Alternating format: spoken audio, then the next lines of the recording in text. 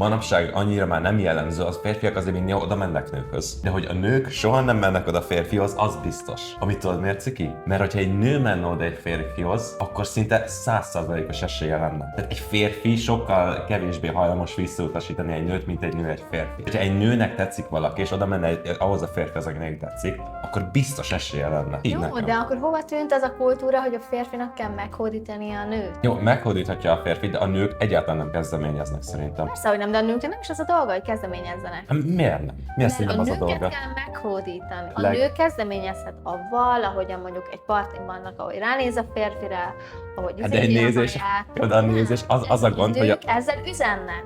Csak a milyen férfi üzenés veszik a jelet. a nézés, és egy nézésből tudnia kellene egy férfinak, hogy az mit jelent. Igen. És az a baj, hogy ezt nem tudjátok. Tehát nekem van egy ilyen pálinkám,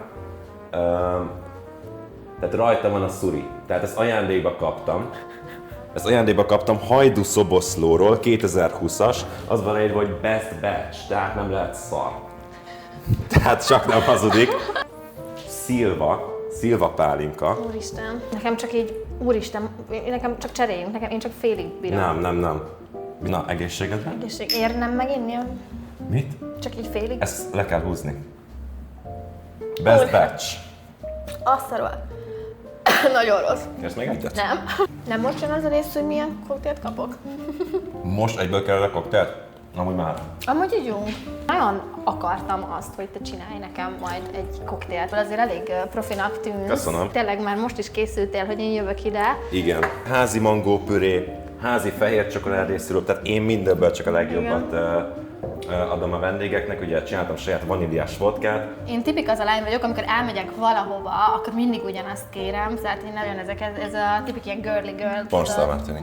Azt. Nyilván, mivel nő vagy. Mindig minden mennyiségben, nem mint hogyha ismerném a többi koktél, de... Miért, hogy ennyire működik ez a koktél, a nők nem nagyon próbálnak ki mást. Hát nem. Nehogy eltölt. Ez kis korál. Ez Igen. miből van?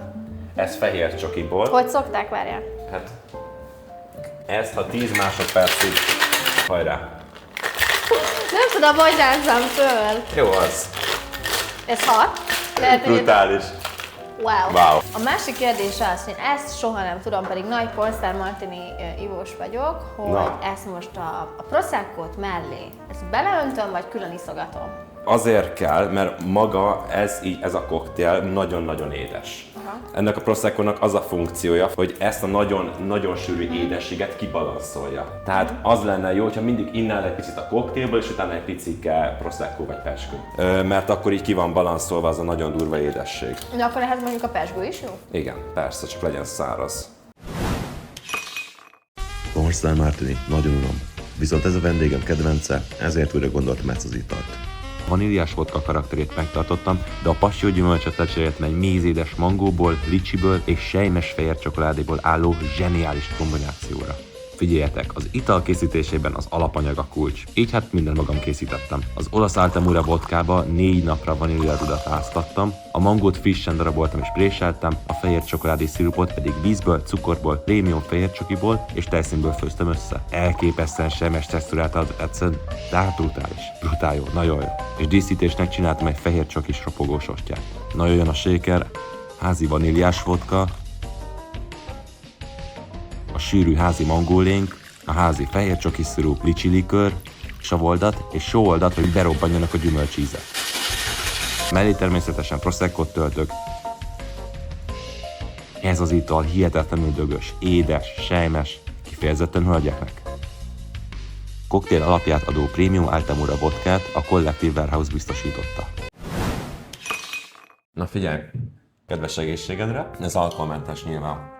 Tényleg? Isten őriz. Ja, jó. Én alkoholmentes italt nem készítek.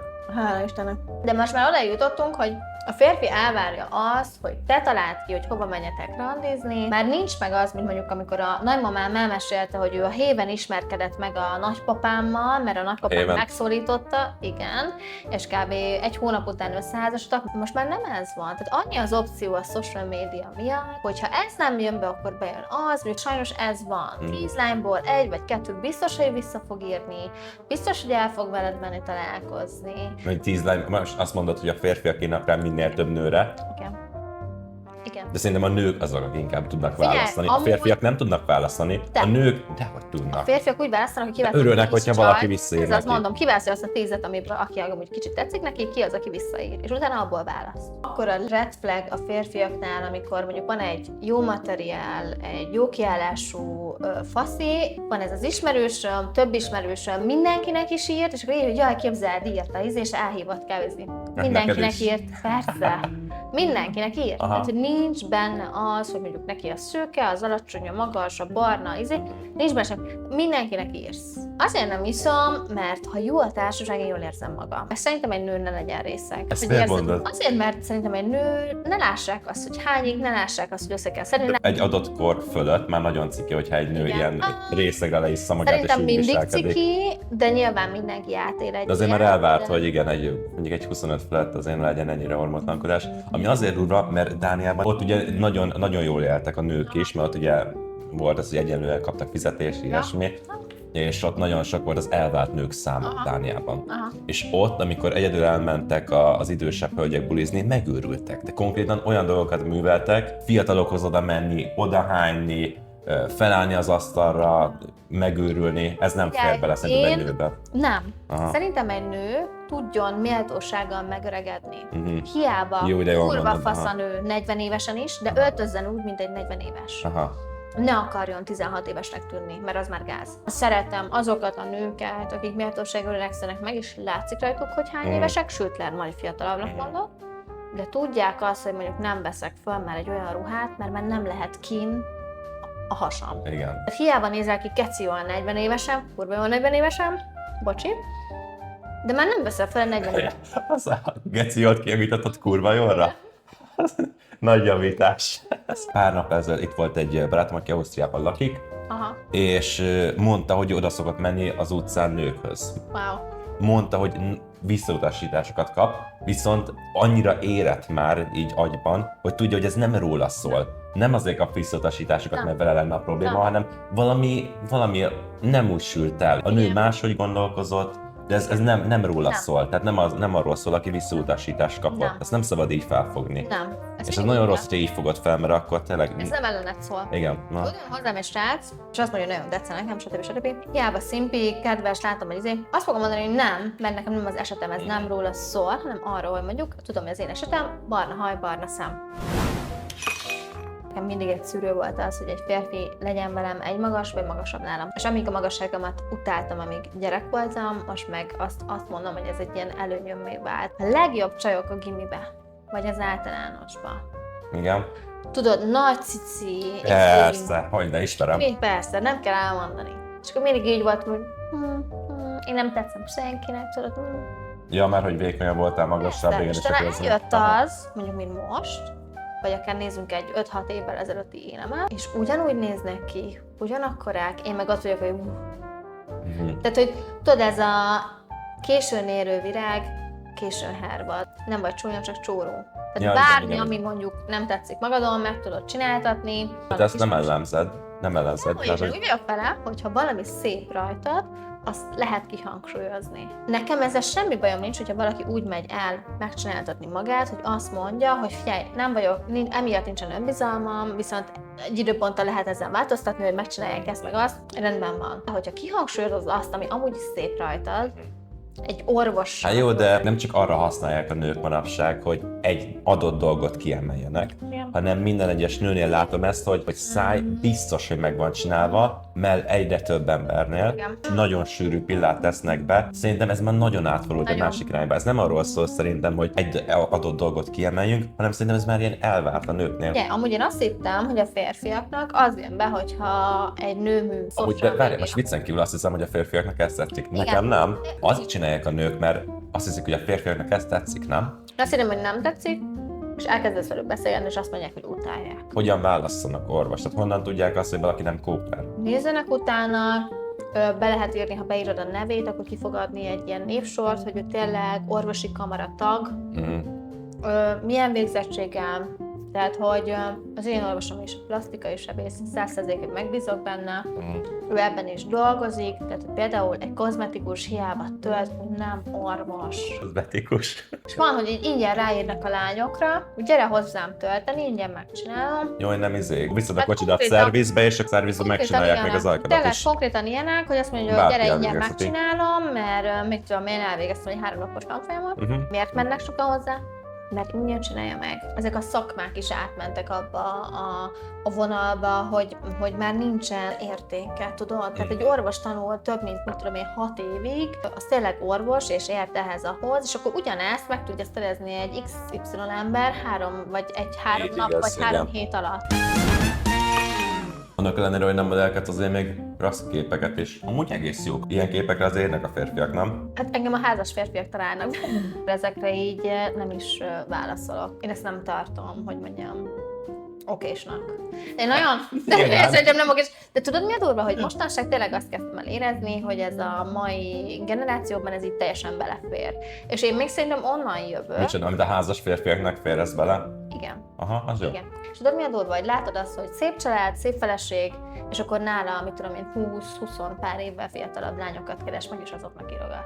És vannak, akik erre amúgy nagyon kapók, és akkor mondjuk átmennek egy ilyen szeretői státuszba. Ez melyik 20 évesnek imponál, hogy ráír egy 50 éves házas? Figyelj, ha azt látja, hogy jó kocsia van, jó anyagi körülmények. Jó, hát között most igen, van, most kitérünk ez erre, most igen. Nyilván, igen, sajnos ez befolyásolja a mai párválasztást. Én úgy vagyok vele, hogy egy bizonyos szint fölött nem megyünk egy bizonyos szint alá, tehát hogy aki megszokott valamit, az nyilván abból a Ezért körből most nagyon, fog ezért nagyon választani. sokan szerintem megszólnak téged, hogy Igen. így gondolkozol, hogy fontos az anyagi Nem, ilyesmi. igen. De fontos az anyagi háttér, Nagyon nyilván. fontos. Tehát Persze, így érzed hogy magad a biztonságban, én ezt megértem Persze. valahol. Főleg úgy, Azt hogy igen. megszoksz valamit, mondjuk a gyerekkorodból, vagy a családodból, nyilván nem szeretnél aláadni. Nekem anyukám mindig azt tanította, legyen meg a saját munkád, és a anyagi biztonságod. És ne függj el soha egy férfitól.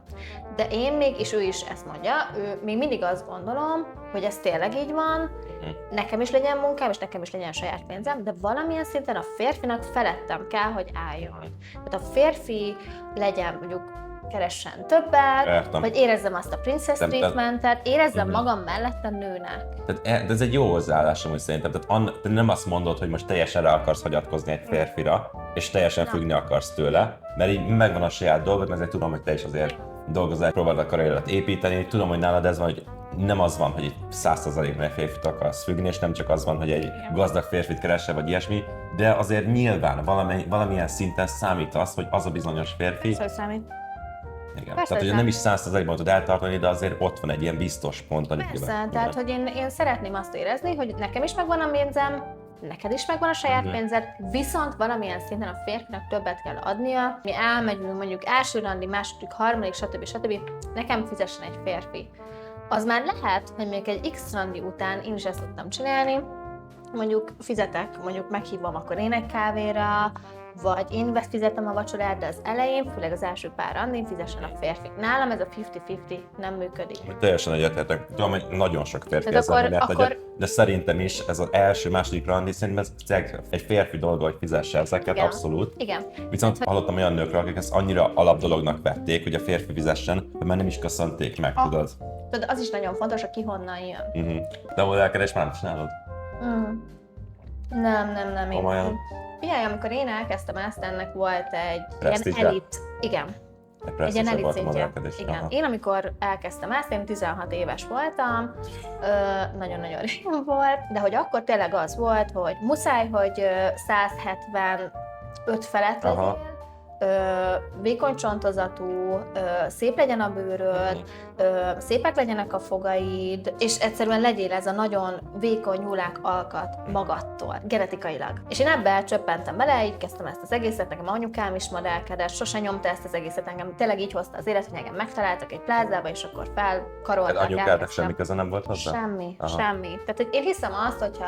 Mint anyukádnak volt köze hozzá, hogy igen, adta a géneket. igen. És én elkezdtem modellkedni, akkor tényleg ez egy ilyen elit dolog volt, hogy nem mindenki kerülhetett bele ebbe a körbe. Én 16 évesen bejártam a világot 26 éves koromig. Tényleg ott kezdtem el érezni egy ilyen pár éve, hogy fú, hát nagyon megváltozott ez az egész közösség. Hogy már az influencer maga is azt mondta magáról, hogy modell. És akkor jött az a dolog, hogy de hát ez hogy lehet, amikor nem vagy olyan magas, mint én, nem vagy olyan vékony, mint én, vagy amilyennek kéne lenned, és mégis azt mondod magadról. Ami addig egy hivatalos szakma volt, Igen. azt így elkezdte ugyanazt a szót, mint modellkedés, más is használni, Igen. úgyhogy semmi köze nem volt hozzá. Elkezdtem mondani magáról, egy olyan lány, aki fizetett ma saját magának egy fotózásért, hogy ő modell. Ja, persze. Aha. És most, bocsánat, 150 cm magas, mondjuk nem tudom, x kiló, és tehát, hogy elkezdtem mondani magáról, hogy modell, mert fotóztatja magát. És akkor éreztem azt. Social media azt teszel ki, amit igen, és akarsz. képzeld el, hogy volt olyan castingom. Senki nem szól bele.